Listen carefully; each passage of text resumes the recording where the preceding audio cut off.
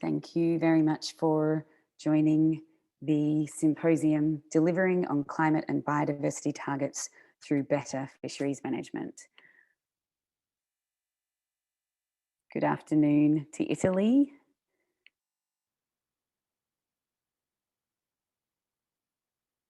And good afternoon to everybody else that is joining us. Hello to Germany.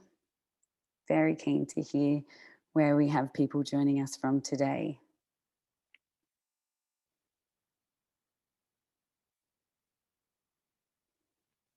I think we do have people from most corners of the planet. If we could have the opening slide on, then we'll get started any minute.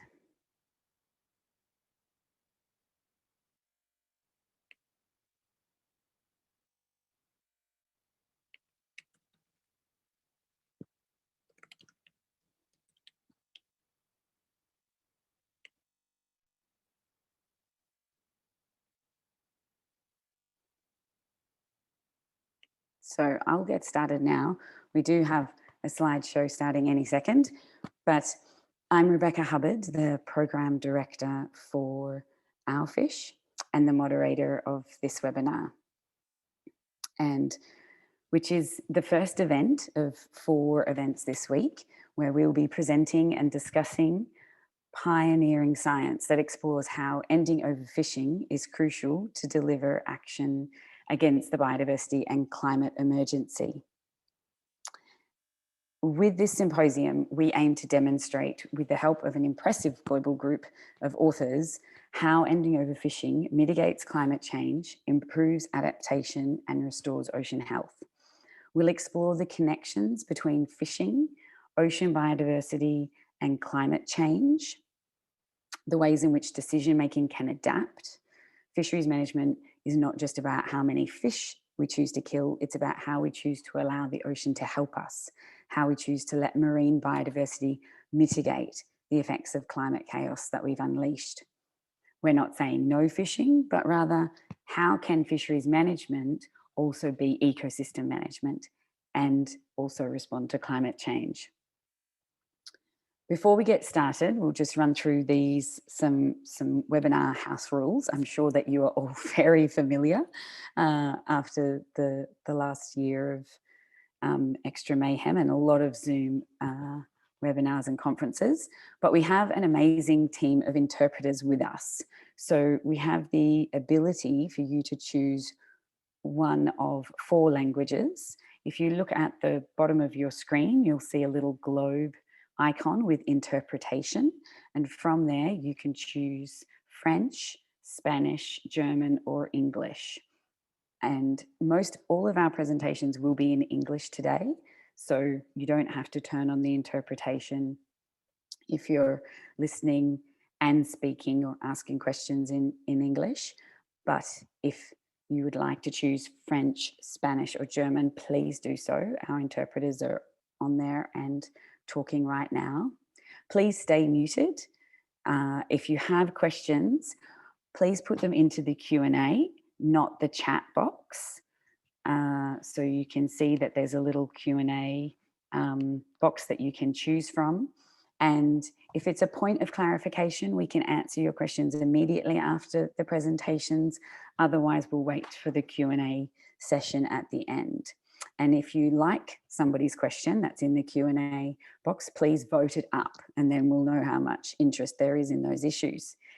And of course, we're recording, so please be nice with all of your messages and respectful, and enjoy. So we'll just run a short poll now and again at the end of the webinar to understand more about who you all are that have joined us and why you've joined us. If you'd like to ask an intermittent question or a short-term question, you can stick it in the chat right now and we can respond to those. So you should see a poll on your screen now, and there'll just be a couple of minutes for you to answer those 2 short questions. And I'll just get started with explaining the context of the symposium. So the ocean is vast and full of life. Without it, there would be no life on the planet. We wouldn't have air to breathe, water, food, or a safe and functioning climate, and it would be 35 degrees warmer. Not great. But humans have been waging war in the ocean for centuries, and fishing has been our greatest weapon. Even in the Northeast Atlantic, around 40% of annual EU fishing limits are still above scientific advice and degrading ocean health. Pressure from other activities like pollution and climate change are widely studied and acknowledged, but we wanted to explore the opposite. How does ocean life impact climate change? And we're beginning to understand that instead of being a victim to climate change, the ocean is a solution, but destruction of marine ecosystems is hampering that. How does ocean life and how do ocean habitats sequester carbon? How significant are the carbon emissions from fishing fleets? Do fish and marine life sequester carbon and therefore mitigate climate change, or do they just adapt?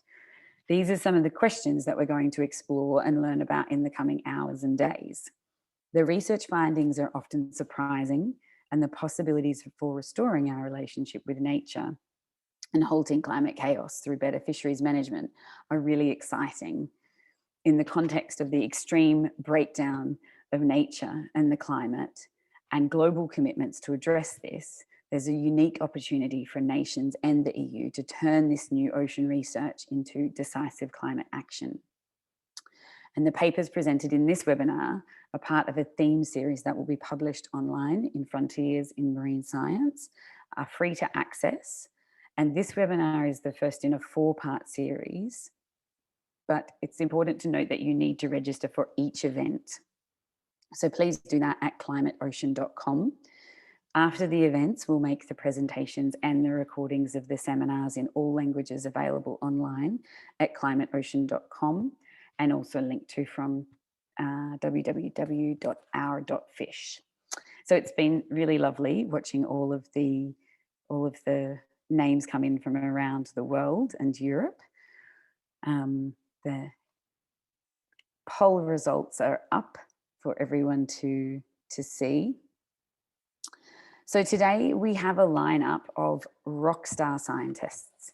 We will have 4 presentations of 15 minutes each, then an in-depth Q&A session for around 20 minutes. If you have questions, once again, please remember to put them in the Q&A box as we go and vote for the questions you like. And if you have a question of clarification, please note that's what it is, and we can answer those immediately after the presentation before moving on. So first up, we have Dr. Rashid Sumaila presenting End Overfishing and Increase the Resilience of the Ocean to Climate Change. Dr. Sumaila, if you haven't heard of him, is quite simply a rock star scientist, and he's a University Killam Professor and Canada Research Chair in interdisciplinary ocean and fisheries economics at the Institute for the Oceans and Fisheries and the School of Public Policy and Global Affairs at the University of British Columbia. His research focuses on bioeconomics, marine ecosystem valuation, and the analysis of global issues such as fisheries subsidies, marine protected areas, illegal fishing, climate change, plastic pollution, and oil spills. Dr. Sumaila has experience working in fisheries and natural resource projects in Norway, Canada, the North Atlantic, Namibia, the Southern African region, Ghana and West African region, and Hong Kong and South China Sea. Dr. Sumaila received his PhD in economics from the University of Bergen and his Bachelor of Science Quantity Surveying from the Ahmadu Bello University. He's widely published and cited, the winner of the 2017 Volvo Environment Prize, and was named a Fellow of the Royal Society of Canada in 2019. His interest in the environment started early in life when his grandfather used to say, "People should walk as if the ground feels pain." This is sophisticated environmentalism. His specific interest in ocean and fisheries was picked in Norway. Dr. Sumaila enjoys exploring novel ideas and mentoring future thinkers. He loves waking up each day thinking of how best to contribute to ensuring that we bequeath a healthy ocean to our children and grandchildren so they too can have the option to do the same. It is my great pleasure to introduce Dr. Sumaila. Rashid, if you'd like to turn your video on. Yep, yeah, thank you so much. That was such a beautiful introduction to the whole seminar series. It's so well done. I'm worried, Rebecca, whether I could follow your footsteps. This is cool. Thank you all for joining from all over the world. It's been fantastic to see so many people, and hopefully together we can all work to make our ocean sustainable, not only for us, but also for future generations, because I really believe that we have no right to mess things up in the ocean for the future generation.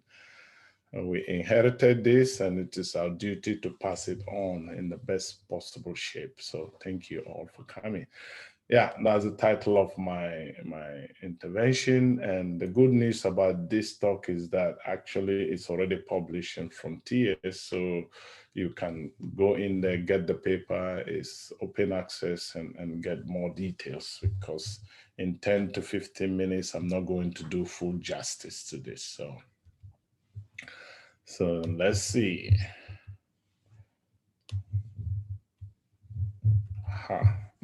I got control of that, I thought. Mike, can you help? Yeah, all right. So I want to start with the key messages, and please remember, this is like introducing the team of the whole research effort we are mounting here. So the take-home messages we have: there has been a long history of marine life over exploitation. This didn't start yesterday. I mean, we the people, we go to the ocean and we've been doing lots of things, and the series of talks will actually discuss this, and hopefully we'll also have solutions, because that's the goal. Second point I want everybody to remember is that the depleted fish stocks are more a problem to us people than to the fish or to the ocean. As far as we can understand, the ocean doesn't care. I mean, when the sea level rise goes up, the ocean doesn't care. It is we, the people who live by the coast, who actually take the pain. So we're doing this for people ultimately. Of course, we care about nature, the ecosystem, they have value in themselves. But ultimately, whatever we do comes back to bite us if we don't do it wisely. For example, very simple thing I put here: no fish, no fisheries, right? We can dream as much as we want. We can have the best technology in the world. If there's no fish in our waters, we are not going to catch fish, right? So this is so simple, but it's so difficult to get through, especially when you think about politics and so on. Can we go back, please? An ocean teeming with life contributes to carbon sequestration. You hear this from people who work on this, are more experts on that. And fisheries management plays an important role in climate adaptation. Again, this is a theme that will come again and again. Less fishing effort means more catch ultimately, which is again another thing which is hard for some fishers and some politicians to get, right? Healthy fish are like a healthy ecosystem, a healthy fish stock are like people. And I'll come back to this point later. Let's go. So another big point is that many of you on this call already know this, but it never hurts to say this again and again. The ocean is too large to ignore. And some say, why don't we call it planet ocean rather than planet Earth? It's 70% of the surface of the Earth. And I say this to students all the time: really understand, even not understanding anything deep about the ocean. The fact that it is 70% of the surface of the earth means that we cannot afford to mess it up. Because if you are a student and you keep scoring 30% in your exam, you are not going to go anywhere.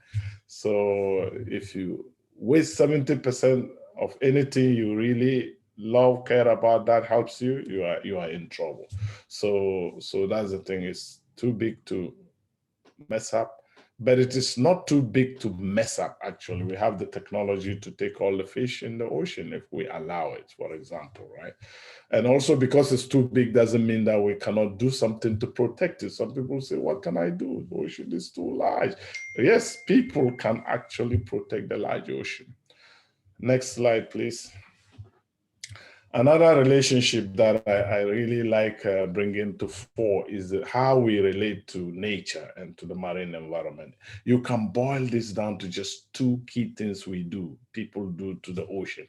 We take the good stuff from the ocean, whether it's the fish, whether it's the oil, gas, we take from the ocean the things we need. We take it into our economy, our culture, our social, and do all the things we do. At the end of the day, we produce waste, and that waste goes back to the ocean. Think about CO2 and climate change. And to me, if we don't get a grip on how we do this, the taking, if we overtake, we are going to kill the system. And if we overpollute, we're going to kill the system. So this is the challenge for everybody in this business, from natural scientists to philosophers. How do we people relate to nature in these two ways, in ways that does not kill the ocean, right? So let's go on. Now, how are we doing? And this picture comes from Pauli's paper, 1998, where they talk about fishing down the marine food web. I'll spend a minute or two just explaining this simple picture. It carries a lot of information. If you look at this, the first thing that hits you is that we have time on the x-axis and we have the richness of the ecosystem on the y-axis. And if you go back in history, when we started fishing, there was a lot of large fish, valuable fish, really rich ecosystem. And when we start fishing, what do? We catch the big valuable fish first and we go to the next one, we go to the next one. So there are two things there. One, we take too much. Not only that, we also truncate the food web, which means that your natural ecosystem food web in the ocean, which is how the ocean balances itself and keeps lives going, we go and disrupt that. So take too much, disrupt the food web, and you are really taking the system down. The third component, if you look on the x-axis here, you will see that the richness of the habitat is also being taken down. There's this, the paper that just came out last week, led by Henrik Sala, talks about bottom trawling, the amount of CO2 they pump out, equivalent or even more than what the aviation sector pumps out. And at the same time, they are raking up the bottom, right? So this is another thing we do when we overfish and use tools and gear that are destructive. Yeah, let's move on. So, and all this thing, like I said, I always come back to this. This is because I'm an economist, right? At the end of the day, I'm thinking about people, their livelihoods, their quality of life, and so on. As we mess up the ocean, we are actually messing up people, because all these declines we are seeing in the amount of fish we take, in the habitat, in the food web, actually comes down to the situation you see on my right hand of the slide here. So this guy say, is that all the shrimp I get after all this work? We're all familiar with stories in West Africa. People used to go 6 hours, they fill their boat and come home. Now they go a week, they don't get the same quality and quantity of fish. And then the lady down here, this is increasingly a problem in the world, environmental refugees. We mess up the environment, people cannot live where they are, they cannot sustain themselves. People don't just sit down and die. So we have increasing forced migration and so on, with huge consequences across continents. I don't have time to elaborate this, but our European counterparts really understand this, and the USA understands this. At the border, if people are in Honduras or anywhere and they can't leave, they are gonna move. This is the nature of the human being. It doesn't matter who you are, what color you are, what religion you are. If things are too difficult, we move. And so we need to make life livable everywhere in the world for us to get peace. Let's go on, Mike. Yeah. So down to climate change, we all know this is happening. There will be a lot of talk about this later. So I just say something is happening again because of our pollution. We're pumping out too many greenhouse gases, and they go on to warm the ocean, make it more acidic. We have deoxygenation. We're talking about dead zones in the ocean. All these have consequences, right? And climate change and fishing and climate change. That is the connection I'm trying to make here. Let's go, please. Yeah. So here you will see this figure, which we did quite early in the business. Actually, in 2011, we published a review, in Nature Climate Change, where we look at what happens when you are changing the physics and the chemistry of the ocean. Naturally, it's going to affect life in the ocean, as shown here. And if life in the ocean is affected, animals are affected, and ultimately it will affect fishing and all the things we get out of the ocean, you know. If you have a team in it, an ocean teeming with life, then you have more possibilities. If you have a dead ocean, you are in trouble, right? So that was what we emphasized in that initial literature review. But this whole series, these seminars we're having, the symposium, is about also these arrows, the blue arrows going back in. Depending on how we do our fishing, we also affect life in the ocean, and that goes on to affect the chemistry and the physics of the ocean. And so it's not a one-way street, it's a two-way street, right? And that we need to take into account. This is a new addition to the discussion, more recent. Let's go on. So next slide. So again, this is a picture you will see again and again, and there are people more competent to talk about all the processes. When I say that the way we fish affects life in the ocean, and therefore the chemistry and physics, climate change, and so on.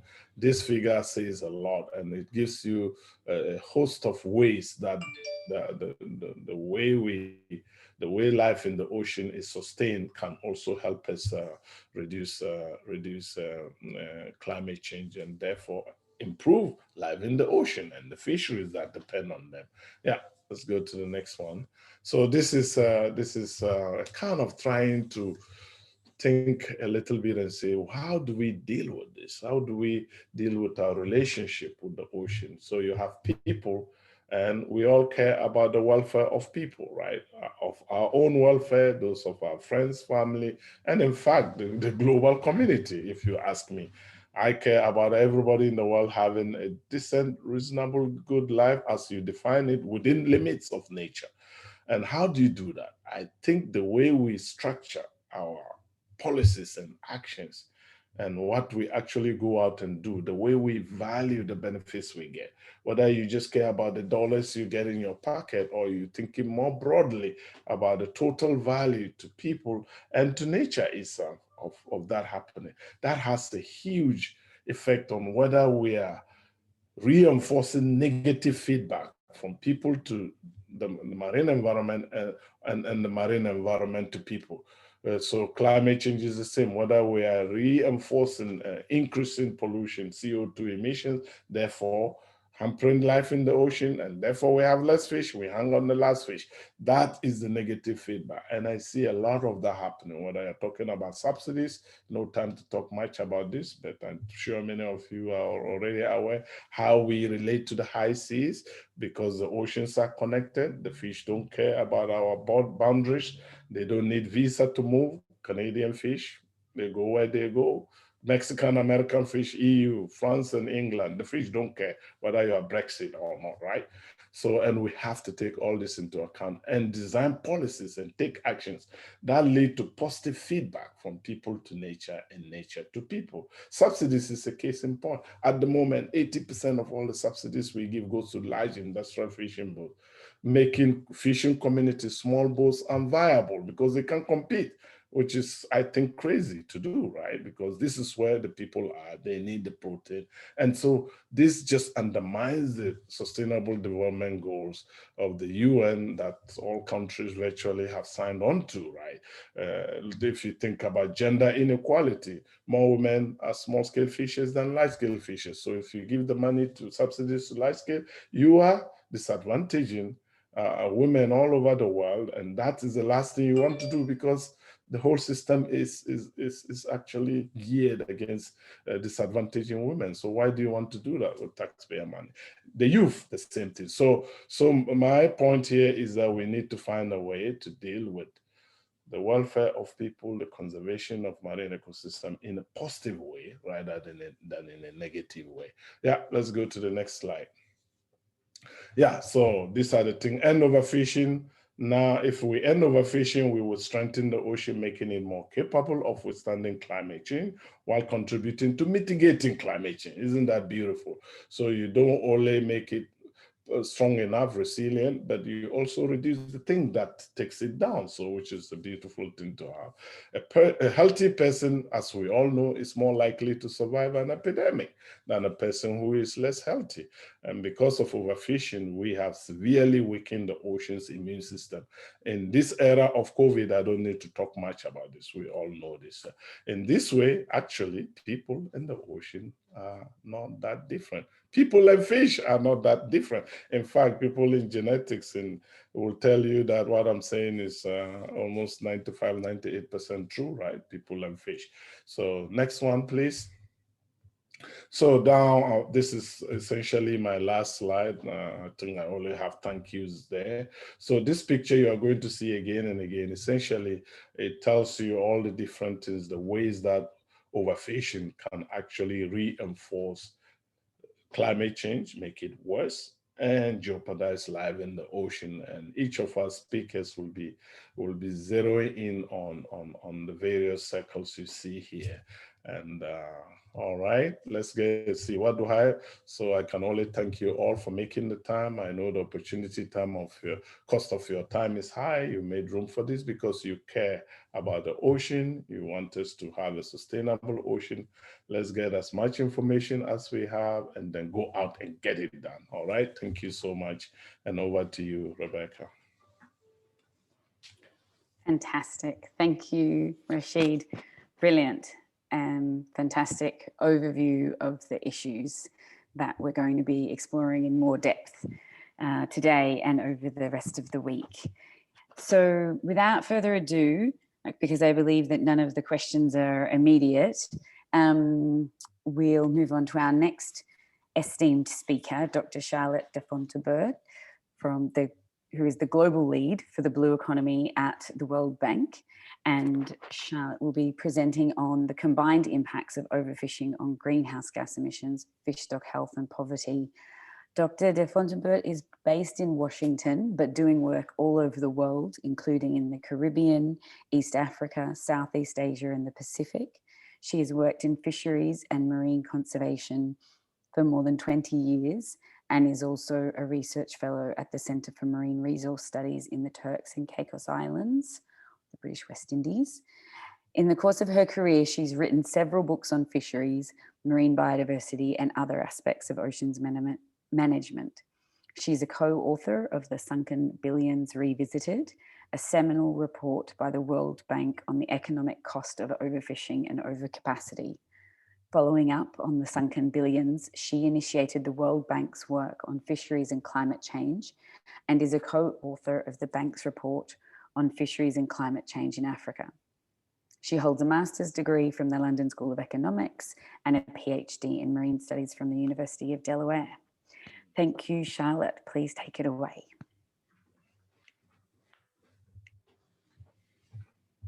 Thank you, Rebecca. First of all, thank you very much for the invitation. It's an absolute pleasure to be here today. So good morning, everybody. Good afternoon. Good evening. What people don't know behind the scenes is we had great fun organizing this symposium. It's been really interesting to think about all the aspects that we need to bring in to have an interesting conversation. So in this context, I've been designated to think a little bit more about the poverty aspect of things. I just have one remark, Rebecca.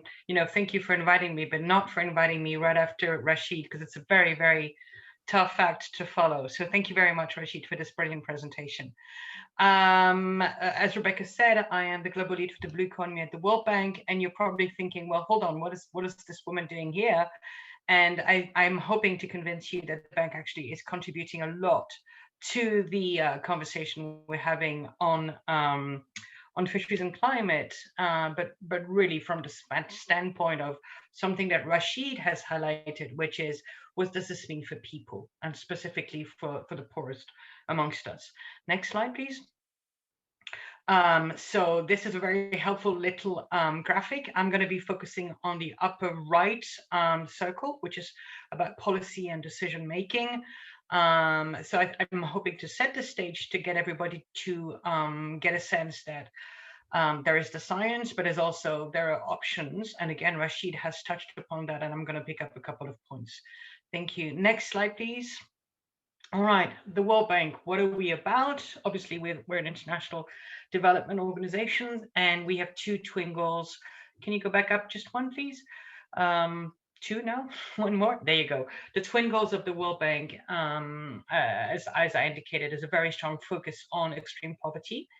We would like to eliminate by 2030, but also the idea of sharing prosperity. So that we're trying to bring the average up in every country. Next slide, please. So again, you may not have heard of the World Bank in the context of fisheries, but we actually have a very rich history. A whole ocean portfolio in excess of $5 billion. And we are in the midst of a very clear transition to a blue economy approach. This is something I'm going to come back to, because I think we need to think about fisheries in the context of the blue economy, of business as usual, through this blue economy approach. So as Rebecca has mentioned, I'm one of the authors of the Sunken Billions Revisited report, which really focused on the actual cost of overfishing and overcapacity globally. And because we're the World Bank, we really focused on hard-hitting numbers, which is in excess of $80 billion a year foregone to overfishing and overcapacity. Next slide, please. All right, so I already mentioned that we're trying to get away from business as usual, and we want to look at the blue economy. And that, again, this is the context in which I want to talk about our work on climate change and fisheries. One up, please. So the idea that fisheries and aquaculture obviously is part of a broader whole, completely linked to the other activities in ocean. And other institutions have different definitions, but for the World Bank, we place focus on two very important things, which is sustainability, which is the subject today, but also on integration. So again, you cannot look at fisheries, you cannot look at aquaculture without looking at the rest of the oceanic sectors that have an impact on ocean health. So we anchor everything in the SDGs, on the bank's goals, and then being the World Bank, we use the tools that we have, which are basically focused on building the enabling environment. And I'm just going to pick up one thing that Rashid has mentioned that's tremendously important, which is the importance of gender. So as far as we're concerned, you can't be looking at a problem without looking at the women, because otherwise you come up with half of the solution. Next slide, please. So this is sort of the intellectual underpinning of our blue economy approach. We don't have to spend very much time on it, but I want to draw your attention to the very last line, which is climate change is a complete game changer. The commitment of the bank on addressing climate change in a meaningful way is unquestionable. And I would say that it was a little bit from that perspective that we started looking at things. Also having 20 years of experience in fisheries, it's obvious the impacts of climate change on fisheries are obvious. So it became a case of, okay, so what is the World Bank going to do in this context? How are we going to adapt to this new situation? And it was mostly through this blue economy approach that I mentioned. Next slide, please. Now, in this context, we almost on an ad hoc basis, we basically decided to tackle climate change and fisheries head on. So as is often the case at the bank, we decided to work first at a whole region, a geographic region in which the bank works, and we decided to look at the African continent. Now, before you think, how can you look at all of Africa? It's so different. Obviously, it is very different. And geographically and scientifically, we had three major regions, if you will, which was West Africa, East Africa, and Southern Africa, we didn't look so much at North Africa because that was part of the Mediterranean region. So it's more to do with how the bank is organized politically than anything else. But so in this context, we decided to work with the absolute best people. So we worked with the UBC team, including William, whom you will hear from a little bit more. But what we wanted to do was really look at what's happening in the water and what it means actually for people. So ecological impacts and socio-ecological impacts. Next slide, please, of climate change. So this is something that was prepared by Dr. Vicky Lam from the University of British Columbia and Gabriel Regondo. Sorry, the slide is a little bit blurry, but it's basically really this idea of first looking at what's happening in the water in terms of changes in temperature, acidification, sea level rise. Then you have an impact on the stocks. And then you see the red bottom, the red square at the bottom. You also have human impacts that are going to add to this. And then down the line, this has impact on fisheries. And as Rashid said very well, no fish, no fisheries, no fish jobs, no food, right? So this has been a sort of a guiding principle around which we've organized this report. And let me just give away the plot, which is this report that we did in Africa was the harbinger, but we are applying this whole approach throughout other regions in the bank as well. Next slide, please. Okay, this is basically the meat of the matter. And this is, again, the excellent work that's been prepared by our colleagues at UBC. And it's based on the work of the IPCC. For those of you who've been following IPCC for a while, it's a new iteration of an old model, but where we talk about risk and hazard versus just exposure and sensitivity. But what's very, very important is we introduce this idea that what happens in the water is going to then be it's going to then depend on what happens in terms of management of human interaction. And that's where we want to start this idea of not necessarily foregone conclusion. So just because climate change is happening, and you will hear from better scientists in the course of these 3 days that, for instance, if we were to stop all emissions right now, we would still have tremendous impacts of climate change on ocean and on fisheries. But this idea, and I'm going to really drill into this, that just because something happens in the water doesn't necessarily mean that it needs to translate into what's going to happen to people, to fisheries, and in this particular case, to poverty. Okay, so this idea of giving our client countries agency, and that is one of the reasons we prepared this report and we've been doing this work, which is just because this is happening doesn't mean you should be passive about it. So part of the report was really drawing a red flag on the situation, but also, again, empowering, and we've been working a lot with the FAO, for instance, on how to empower the client countries to do something about it.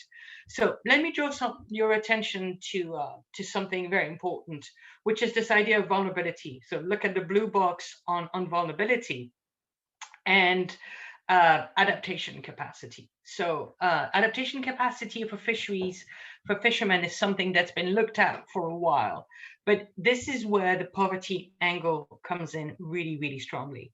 Basically, what we've established, and again, drawing on the work of FAO and a huge body of literature, is that basically small-scale fishermen, coastal fishermen in developing countries are usually amongst the poorest of the poor. And as a result, their adaptation capacity is incredibly limited. All right, so that really presents a huge problem that we decided to focus on. Think about it that way. Basically, if you're a small artisanal fisherman, small-scale artisanal fisherman, probably providing for your family, maybe for your immediate community, what are the options that you have? What other activities do you have that you can switch to? So we're also looking here as poverty, at the relationship between poverty and climate change. And I would say it's both a cause and a consequence. And then you can have the same reasoning on the relationship between poverty and overfishing. So think about it. If you are a small-scale fisherman and you're lucky to have a small outboard canoe, you will then, because of the impacts of climate change, what we're going to see in the next 3 days is that climate change severely reduces the maximum catch potential. So basically the amount of fish that's going to be available for fishing. If there's less fish, you're going to have a perverse incentive to fish more. That means you're going to have to go further out to sea, which A, is dangerous, but B, think about it, you're basically going to emit even more green gas emissions. So it's this sort of vicious cycle where poverty and the impacts go hand in hand. And so what we were looking at is basically how to break this cycle. And this model and this report were very helpful in terms of presenting options and possibilities for our client countries. Now, I will make sure that this report, it's available online. I will make sure, Rebecca, that everybody on this call gets easy access. It's super easy to download. And when you look at the adaptation capacity and how it was measured, basically, there is a number of factors that determine whether a community or even an individual fisherman is able to adapt. And one of them, for instance, is literacy. If you're literate, the odds that you're going to be able to have another source of income are higher. It's also food security. If you don't necessarily depend completely on fish for nutrition and that of your children, then you have other options. So I don't want to spend too much time. I'm almost out of time, but let me just say that if you look at the bottom of the slide, we're talking about the socio-ecological risks of climate change, which calls policy relevant solutions, and then a policy feedback loop. So this is, I think, the context in which we need to think about the issues. Next slide, please. So very quickly, we looked at, we were able, with the modeling done by William and by Vicky, we were able to look at two things: the ecological risk score, which is what's going to happen to in the water. Next slide. And then we compared it to socio-ecological risk, which basically is the reflection of what can happen between what happens in the water and what's going to happen at the human level based on management. Mike, do you mind toggling a little bit between the two maps? Because what I really want to show back and forth, if you don't mind, is that you see those colors are changing, and the lighter colors, by the way, are the better news colors, and they are a reflection of the fact that fisheries management and a number of public policy measures you can take are going to help mitigate, at least, or adapt to the impacts of climate change. Next slide, please. And then based on this, what we suggest is that you basically have a number of pathways for intervention.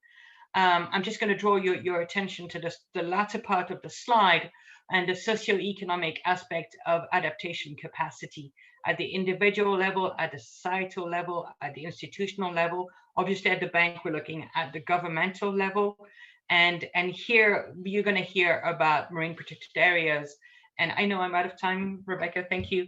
But I just want to mention subsidies, which is one of the huge factors that basically drive both the sources of climate change, but also the sources of overfishing. So sorry, very complex, no time to finish. Over to you, Rebecca. Yeah, don't have time. Thank you.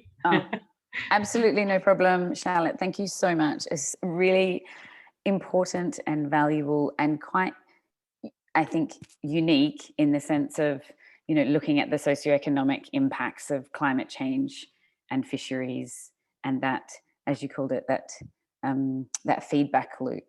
We did put in the chat or in the Q&A the link to the report that Charlotte was mentioning, and all of these presentations will be available, and recordings of the webinar after the event is over as well.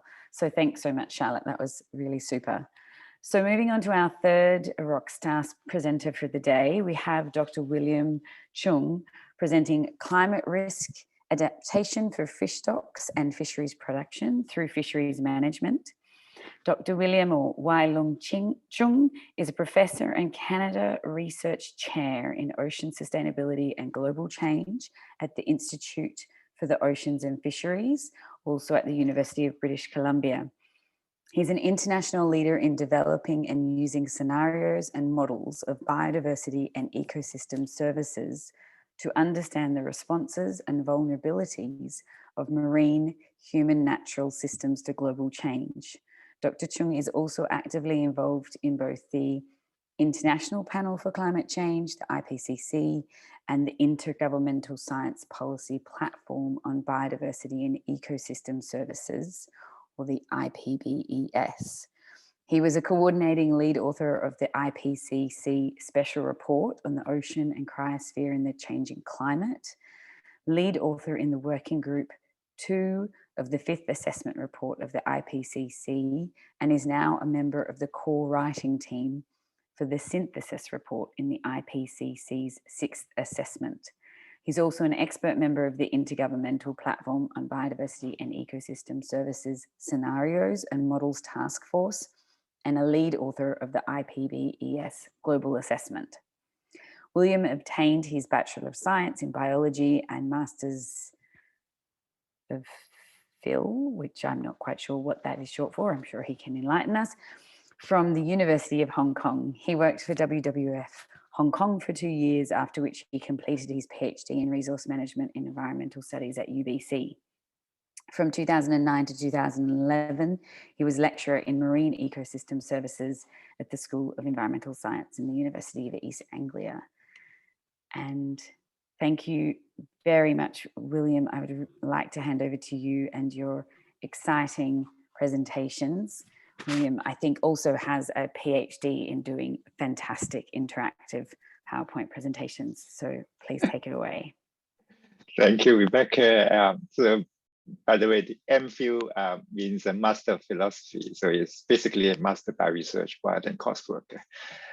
So thanks very much for the quick introduction. And so I will follow up on the really wonderful speech by Rashid and Charlotte on the various ways the oceans and particularly fisheries management contributes to solving the climate problems, as well as the complexities of linking it to the socioeconomics. But in my talk, I will focus specifically on one aspect of how fisheries management can help adapt climate risk. And particularly, I will also provide some more of the scientific analysis data to show, to demonstrate that potential benefits that fisheries management can bring for climate adaptation. Okay.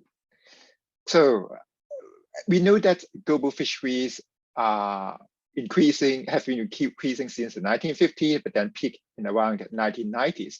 And after that, global fisheries catches actually showing sign of decline. And we can say this is peak fish, and this one of the reasons why global catches is decreasing. I'm sorry, the background picture doesn't show up properly. It should be basically the catch figure that I showed you in the earlier slide. And one of the reasons for that decline is that, as Rashid mentioned, many of the fish stocks in the world are considered to be overexploited. There are various studies that look at that, and in general, study shows around 30 to 60% of the global fish stock can be considered overexploited, and most of them are already fully exploited. Which means that even though we are continuously increasing our effort to fish, so our intensity to fish, which is shown by the black line there, we cannot catch more fish. In reverse, we are actually getting less fish because of overexploitation. Overall, global catches have declined by around 10% from its peak in the 1990s. Okay. So one of the questions that we have is about how future marine fisheries can contribute to seafood availability in the world. That's a question we are still not certain yet, and that rests on a lot of factors and decisions that we're going to make now that include how we manage our fisheries, how we solve the climate problems, as well as many other issues that we need to address. We talk about the effects of overfishing, and we also talk about climate change. These are some of the factors that we need to address. There are also other factors such as pollution, habitat destruction. But in this talk, I would particularly look at the interactions between climate and overfishing, and how dealing with the overfishing problems by improving fisheries management can also help with solving the climate problem.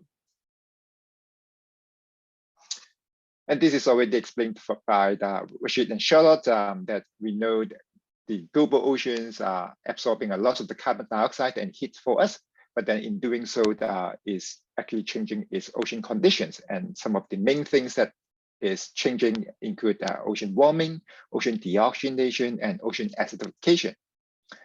And all of these changes affects fish stocks and fisheries, and that include shellfish, invertebrates, and also subsequently affects people who are dependent on marine ecosystem, directly and indirectly, for food, for livelihood, and culture. So where are we now in terms of the climate change problem? This figure is from a climate service website called Climate Action Checker. Colleagues in that maintain that website, collate the latest available information about the different targets of mitigating climate, as well as using the information that are available to calculate how much the currently committed policies by different countries can achieve in terms of climate mitigations in the future. So we know that in 2015, the world has agreed, most countries has agreed on the Paris Agreement that set the target of limiting global warming to 1.5 degrees Celsius relative to pre-industrial level. Currently, we are at around 1.1 degrees Celsius warming compared to the pre-industrial level. So it's actually not too far off from the Paris Agreement. We are really close to that limit already. But if we look at the available policy for climate mitigations that are published by different governments, we are at best achieving limiting the warming to around 2.9 degrees Celsius, well above the ambitions that we need to set for Paris Agreement. But what does that mean for fish with this different level of global warming targets? So we put information on the biology, on the changes in oceans and climate into a computer simulation models that we construct. The kind of computer simulation that informed the projections and data that used in Charlotte's talk that highlights the different risk and vulnerability of different countries in Africa to climate change, for example. But this time we look at the global total fisheries catches as a whole.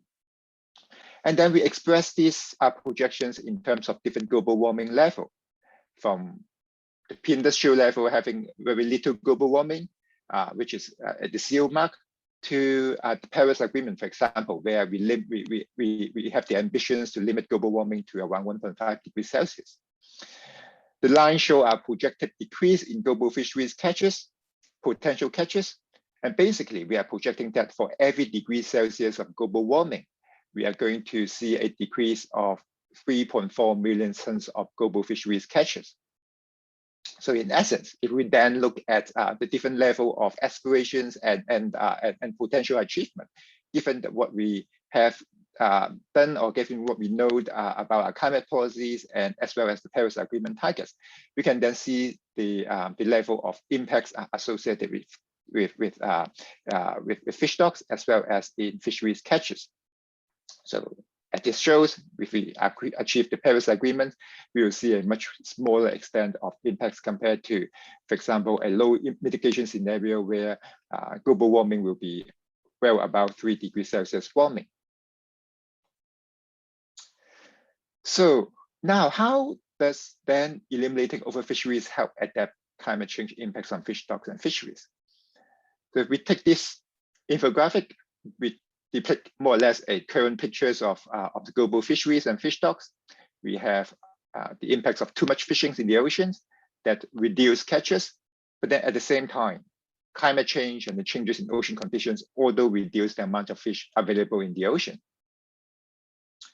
By having more sustainable fishing, which means reducing the fishing capacity, reducing fishing efforts, we can actually let more fish in the oceans, allow more fish in the oceans. That would then contribute to countering some of the impacts of climate change that will lead to reductions in the overall biomass and abundance of fish in the oceans. There are many other benefits that the more fish, particularly, for example, the top predators can bring in dealing with climate change. For example, when a study that I published with colleagues early this year that shows that by having more top predators in the ocean, it also helps with sort of increasing carbon sequestration by these big fish in the ocean. But here, let's just focus on the direct effects of fishing impacting the fish stocks and how that changes in fish stocks abundance can compensate for the impacts of decreasing abundance from climate change. So this is a schematic representation of what I just showed you. With increasing global warming, you see a decrease in global fisheries catches, and there are different levels of climate mitigations level that in the present days, and then under the stronger and weaker mitigation. And if we see that as the current situations where the ocean is overexploited, then by having a more sustainable fishing with less fishing effort, we will see actually an increase in the potential fisheries catches. Also, with less fishing, there will also be more fish in the ocean, so increasing their abundance as well as helping to improve the status of biodiversity in the ocean. So if we have a target, a minimum target, let's say, to just maintain the current level of catches, and by allowing sustainable fishing, we can leave enough fish in the oceans that would basically equivalent to having a strong mitigation measure. So it means that it will allow more fish, so that would then help us to reach the target of keeping the current level of fisheries catches, even though if we have a little bit of warming, but then under the strong mitigation scenario. And that's what we call the benefits from using the fisheries management in adapting to climate impacts. But then if we let too much climate change going on, so having a weak mitigation, for example, it means that the fish stocks will continue to decrease and that the level will be lower than the current level, even if we do good fisheries management. And that we considered level of unadapted impacts.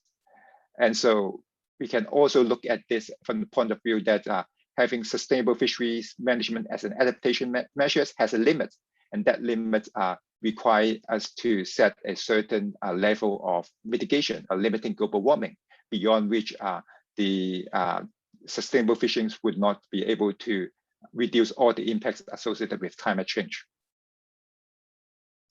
If we set a more ambitious target, which means that we will have a stronger limits to adaptation, and that we will also need a stronger mitigation measures in order to fully compensate for the impacts of climate change on fish stocks and fisheries.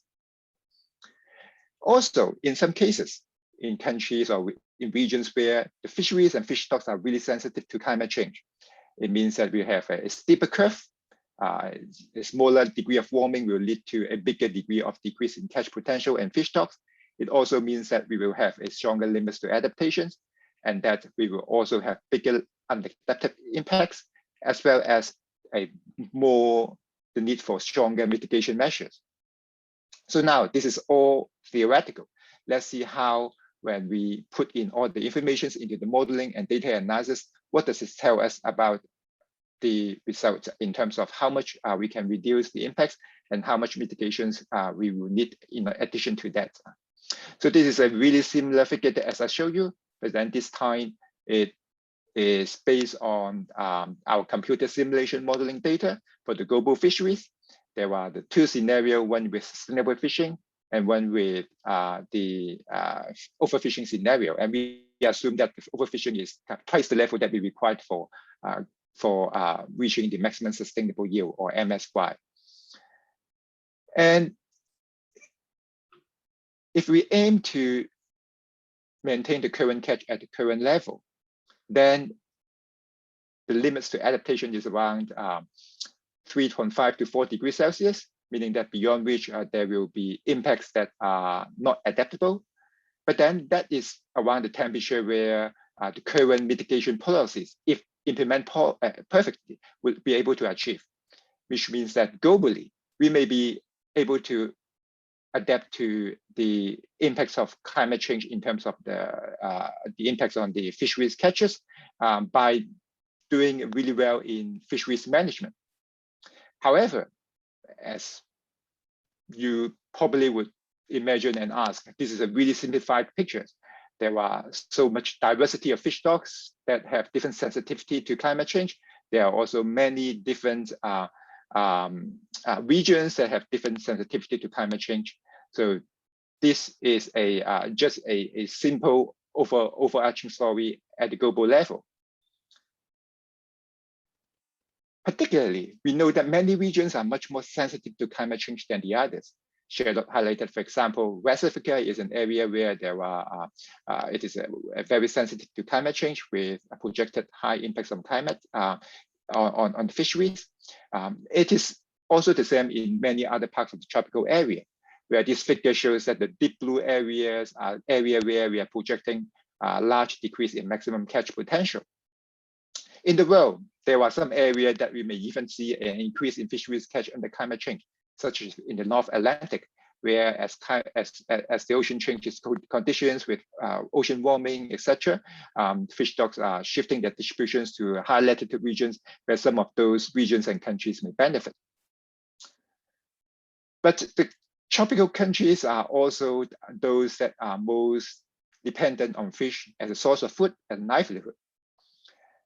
So it means that they may have a different limits to adaptations compared to the global pictures or compared to the high latitude regions. So let's look at the Indo-Pacific regions as an example. You would immediately see that if you're just focusing on the Indo-Pacific regions, the models are showing quite different pictures compared to the global average.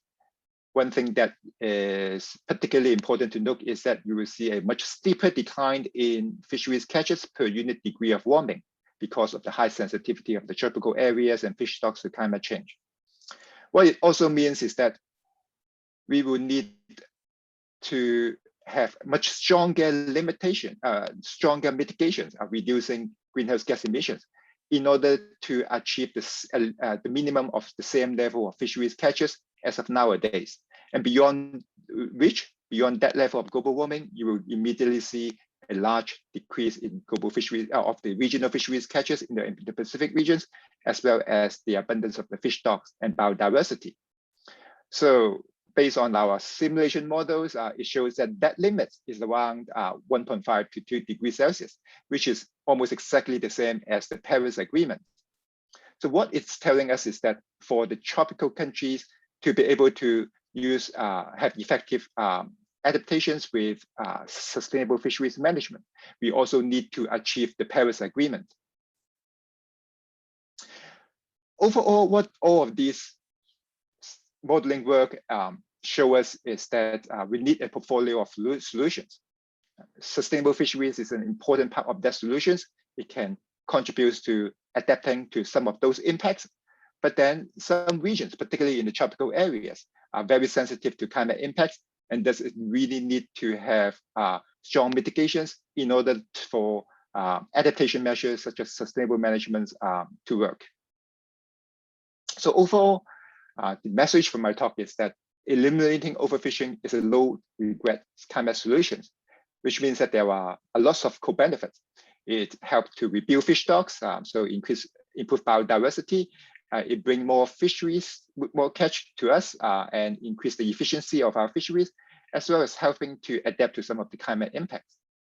However, we also need to recognize the limits to adaptation, particularly in climate-sensitive areas and fish stocks, such as tropical regions, as well as some species that are particularly sensitive to climate change. And what it's showing us is that fisheries management, sustainable fisheries management, is an important part of the portfolio of climate solutions. But then we also need to have strong mitigations. We need the society to transform into low carbon society, and that we also need other solutions, including nature-based solutions, that will be talked and introduced by other speakers in this symposium series. So it also means that everyone in the world will have a role to play in all these climate solutions that would help solve the problems in the oceans. With that, thank you very much. Brilliant. Thank you, William. Thanks very much. That was super interesting. And you delivered with those fantastic graphics again. Super explanatory and descriptive. So we're a bit behind time, and I'm worried that we're going to run out of time for our questions and answers. So some of the presenters might like to type responses into the Q&A chat where there's a question specifically for you. And so we're going to move on. Last but not least, we have a joint presentation from Angela Martin and Erica Ferrer to present on reducing CO2 emissions through the recovery of fish stocks, a fisheries life cycle assessment. Angela Martin is a research fellow PhD student with a focus on the function of fish in the ocean carbon cycle, based at the Centre for Coastal Research in the University of Agder in South Norway. Angela uses field observations and laboratory experiments to study fishes and carbon cycling in the ocean. In addition to her scientific work, she's an advisor with Women for Oceans, a non-profit organisation working towards ocean health by connecting, amplifying and inspiring women who live and work in the ocean space and advocating for equality in the ocean sector. Previously, Angela has worked across the private government and charity sectors, including for the UN Convention on the Conservation of Migratory Species, for an environmental regulator, and in science communication and political advocacy on the ocean's role as a natural carbon sink.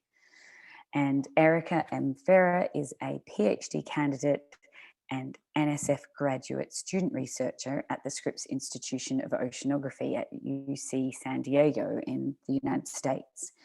Erica's research focuses on the relationships among people, marine ecosystems, conservation policy, and global change.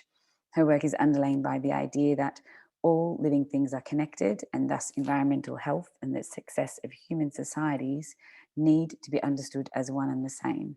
Prior to beginning her PhD at Scripps Institution of Oceanography, she completed a Bachelor of Science in Marine Biology, where she also studied ocean acidification.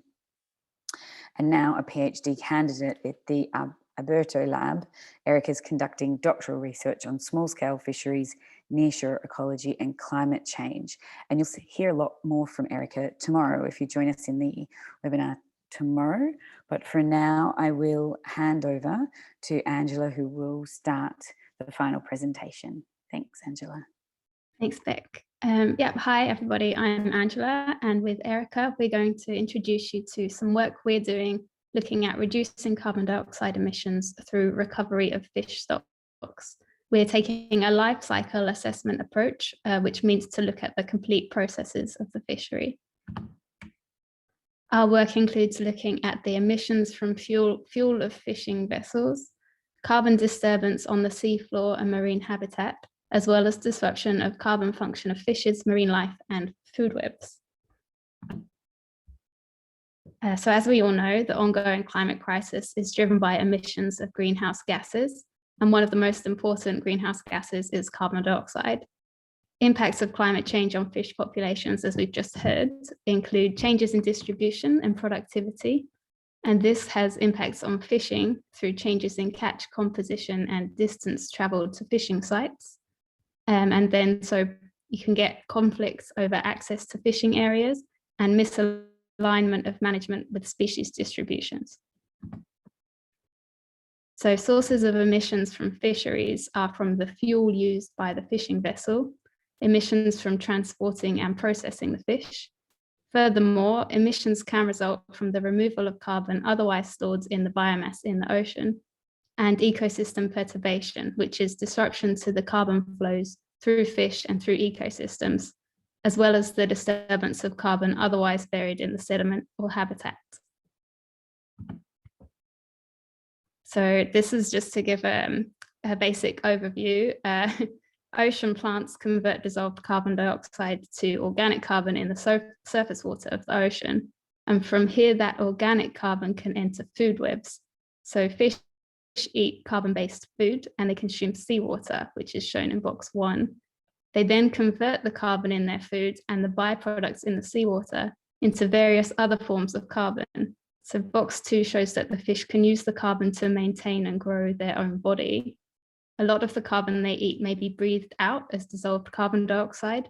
So that's shown in box 3. And that portion of carbon released by fish increases when fish are active. When fish reproduce, they create more carbon-based biomass through eggs and juveniles and maintaining future populations, which is in box 4. As a result of drinking seawater, most fish, which are known as teleosts, excrete various forms of carbonate, shown in box 5. This is an inorganic form of carbon that can dissolve rapidly in the seawater. Box 6 is to show that fish also excrete organic carbon in their feces. And box 7 shows that when the fish die, the organic carbon in their carcasses is then available either to the next rung in the food web or to the seafloor. So as well as all the ways fish convert carbon through their life processes, they also move it around within the ocean. Our species of interest is the hake, which is in this picture. It's usually found between 75 and 400 meters deep. It tends to stay close to the seafloor during the day, and it moves up into the water column at night. It continues to consume, convert, or release carbon wherever it is, so it links the different habitats it uses. Furthermore, this food web is very complex, but just to show that fish interact with numerous other species through the food web and through trophic controls. So these interactions can drive cyclical balances in community composition in nature. So for example, when overfishing of predators occurs, dramatic changes are often observed in both the animal and plant communities in the ecosystem. So those changes are especially important for emissions in ecosystems that have a high capacity to store carbon and other greenhouse gases, such as in seagrasses, salt marshes, coastal forests called mangroves. In addition to the fishes, fishing can affect the carbon in the ecosystem. So for example, where the weights that hold open the trawling net drag across the sediment, they can disturb and resuspend the carbon in the sediment. And a paper came out last week by Sala et al., which William is a co-author of, and it estimated that globally, trawling can result in 1.47 petagrams of carbon dioxide emissions back into the water column. So that's not the same as emissions to the atmosphere, but it can still affect the wider carbon cycle and contribute to climate impacts such as ocean acidification. And the amount of carbon released from sediments and how likely it is to be released to the atmosphere can vary depending on the depth of the sediment and the seafloor bottom type. For example, soft sediment will release more carbon than bare rock. So as well as myself and Erica, we're working with Sebastian Villasante, and our focus is on the Spanish hake fishery. Hake is a very popular fish in Spain, and over the last 10 years, the fishery has seen a recovery in a specific population known as the EU northern stock. So we've chosen to focus on that fishery as a case study. So the EU northern stock of hake, it refers approximately to these areas colored in yellow. And between 2008 and 2018, the number of sexually mature adult fish, the ones that are able to reproduce, increased 5-fold. So this is termed the SSB, the spawning stock biomass. So this stock recovered from a little over 40,000 tons in 2008 to 240,000 tons in 2018. And our research has been inspired by work by Vasquez Rowe et al. In 2011, which conducted a review of carbon dioxide emissions from this hake fishery in 2008. And that paper focused on fuel and processing of the fish, but we're going to expand our assessment to include the ecological sources of emissions. We're collecting data for our analysis, but for the purpose of this presentation, we're just going to compare the 2008 figures from Vasquez Row to those of 2018. So as mentioned before, the number of sexually mature adult fish, the ones that can reproduce, increased 5-fold. And the landings from fisheries in this time almost doubled from 48,000 tons to 90,000 tons in 2018. Discards also doubled from 3,000 tons to 7,000 tons. And the first focus of our research is on emissions from fuel through energy consumption and fishing vessels traveling to fishing areas and while fishing, so which is affected by the gear type. And the second focus is on emissions from the ecological sources, in which we consider the increase in biomass from the recovery of the stock, the increase in landings, and the ecosystem perturbation. We are at the early stages of exploring our working hypothesis, which is that the recovery of the stock will result in decreased total emissions from the fishery compared to the depleted stock. And we hypothesize that this would occur through a balance of, firstly, increased fuel efficiency, noting that we do expect the fuel emissions overall to increase as the stock recover, as the fishery will be more productive. And secondly, through reducing disruption of the ecological carbon function of the marine life, food webs, and habitats. So our research is not yet complete, so we're going to present to you today our preliminary results. The numbers we're presenting are early calculations based on aggregated data and therefore have many assumptions, and they're therefore likely to change before we finalize the work. We are still compiling data on the fishery, the ecology, and the oceanography in the fishery area. But first, to talk about emissions from the fuel use, I'll hand over to my colleague, Erica. Thanks, Angela. So when conducting a life cycle assessment for any particular product or an industry, one of the greatest challenges is deciding where to draw the line and what portion of the life cycle you're most interested in.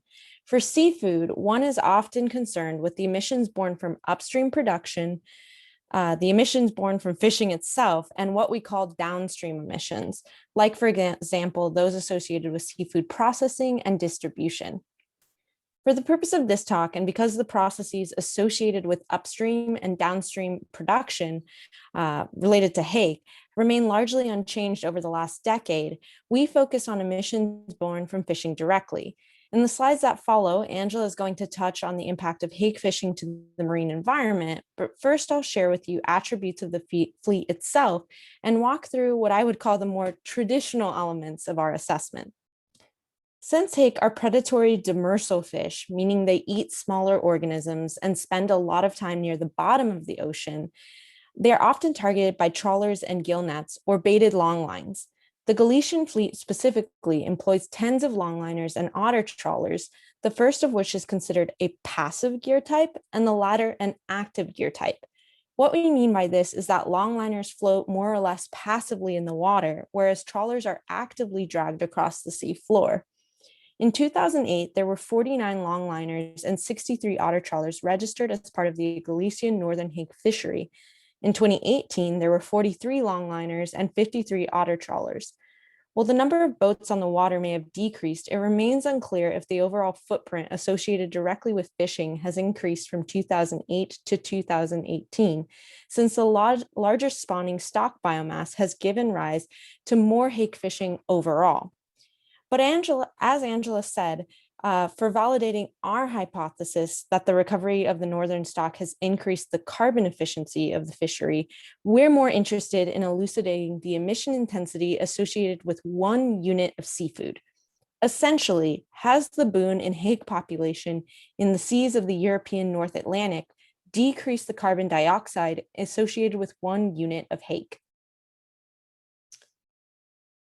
We were inspired by Vasquez Rao, who provide numbers from 2008. And in fact, what we found is that the fuel intensity, that is the kilograms of fuel per kilogram of seafood, has very likely decreased during this 10-year period. So you can compare 1.3 kilograms and 2.1 kilograms to an aggregate of 1 kilogram of fuel used for every 1 kilogram of fish hake.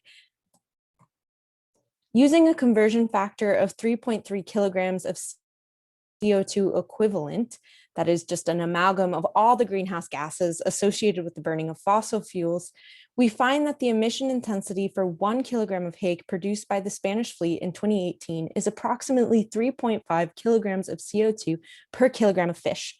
These results are indicative that indeed rebuilding stocks lowers the emission intensity per kilogram of seafood and increases the efficiency of the fishery overall.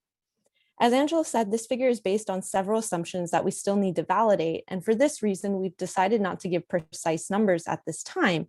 But for perspective, this 3.5 kilogram number puts the footprint of hake on par with that of poultry, just above beans, and far below beef. In many ways, I think that this number lends credence to the idea that the hake fishery in the Northern Sea is a success story, but it's up to us to ensure that it remains a success story and to protect it from overfishing. So with that, I'll hand it back to Angela. Thanks, Erica. So I'm going to now run through the beginnings of our analysis on the ecological carbon impacts. Again, the numbers here are very early estimations and yet to be refined. But just to recap, between 2008 and 18, the number of sexually mature adult fish increased more than 5-fold. As you would expect, the landings and discards also increased. In 2018, these were almost double those in 2008. However, both the landings and discards in 2018, although higher in total, they represent a much lower percentage of the spawning stock biomass being removed. So this is important in terms of sustainability and resiliency of populations, as we have already heard earlier today.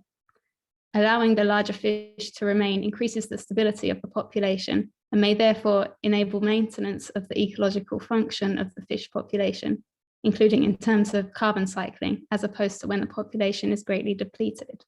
So a recent paper by Mariani et al. Calculated carbon associated with fisheries in the biomass of fish, assuming that each individual fish contains on average 12.5% of carbon relative to its whole body wet weight. So using that 12.5% conversion rate, we've estimated that the carbon stored in the hake after the recovery of the northern stock was 30,000 tons. As before, while the landings and discards were nearly doubled from 2008 to 2018, the carbon removed as a percentage of the spawning stock biomass was much lower after the recovery of the stock in 2018 than in 2008.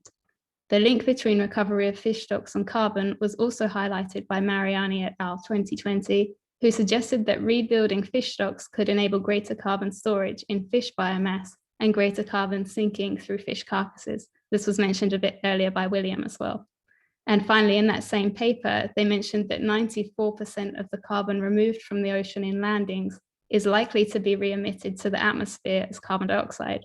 So in 2008, we calculated that that would be 5,600 tons of carbon dioxide. And in 2018, it was 10,300 tons, so doubled. And this ecosystem perturbation, we do not have figures for this yet. It's an active area of research and we are getting new information all the time, but looking forward to digging into it a bit more, especially the trawling impacts based on the paper that was out last week. So that concludes our preliminary results so far, but we think that these are in support of our hypothesis with regard to increased fuel efficiency and also the improved carbon storage in fish with recovered stock. So our next step is to compile further data on the fuel use, area trawled, ecology and oceanography in the fishery area. Okay, and our sources are listed on the next slide, which I believe you'll all receive a copy of. Thank you very much for your attention. Brilliant. Thank you, Angela and Erica. An excellent case study example, I think, to demonstrate some of the theories and issues that the other speakers were presenting on as well. And unfortunately, because we have had such fantastic and interesting and stimulating presentations, we've actually run out of time for our Q&A session. However, what we will do is a number of the scientists are answering questions in the Q&A now, but we'll also answer those and then make the Q&A available on the website as well afterwards.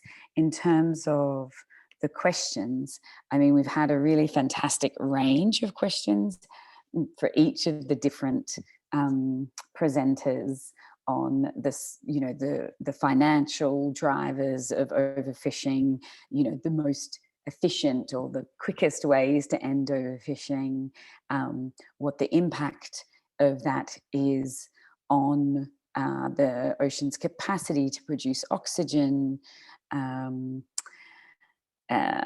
know, more questions around bottom trawling, and also some really great questions on the details of the carbon sequestration of the different kinds of the different areas, and the impacts of in different ecosystems, and depending on upwellings and whatnot. So there's really a lot of stuff in there, and we just simply don't have the time to go through it today, because we also don't want to go over time.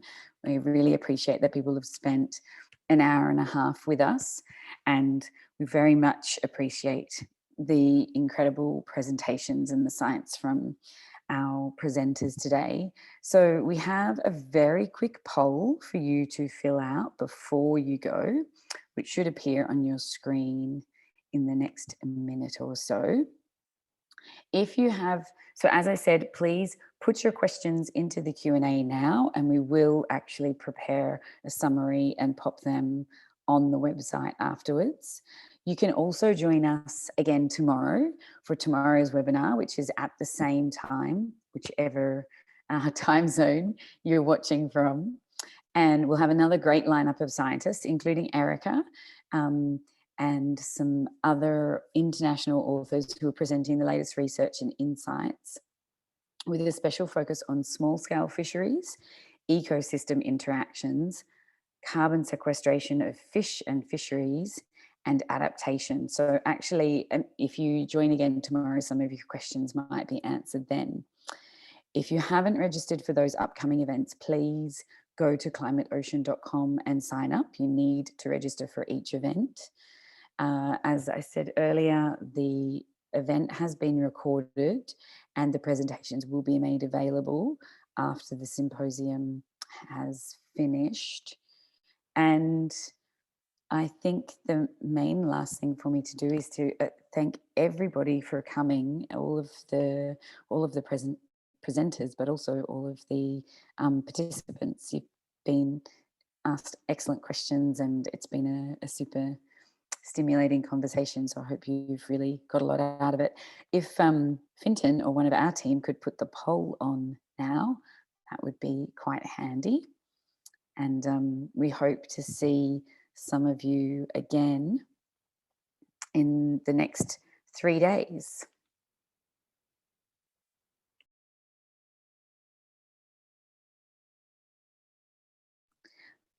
Mike, perhaps you could put up the closing screen for people.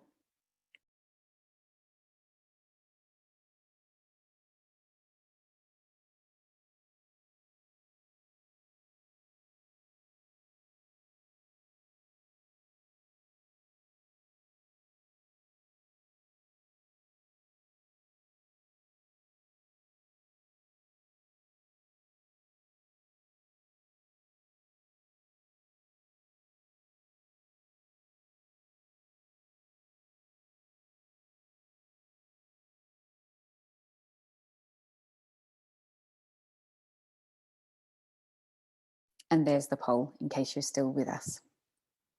Thanks for joining, everyone.